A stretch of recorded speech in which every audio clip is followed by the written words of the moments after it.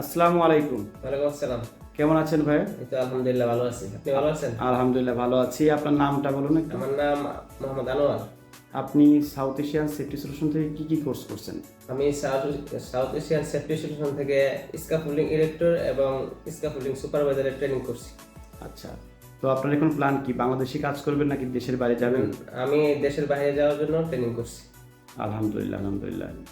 তো আমাদের এখানে ট্রেনিং আপনার কেমন লাগছে? বা এখানে জি ট্রেনিং আলহামদুলিল্লাহ, আপনাদের এখানে ট্রেনিং করে খুবই ভালো লাগছে এবং আমাদের স্যার ফিরোজ আহমেদ স্যার অনেক ভালো মানুষ।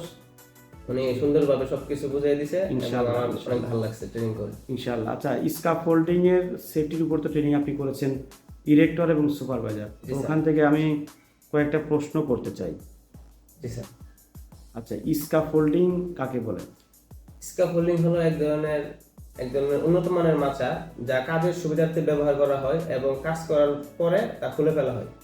আচ্ছা, স্কাফোল্ডিং তৈরি করতে গেলে কি মালামাল লাগে?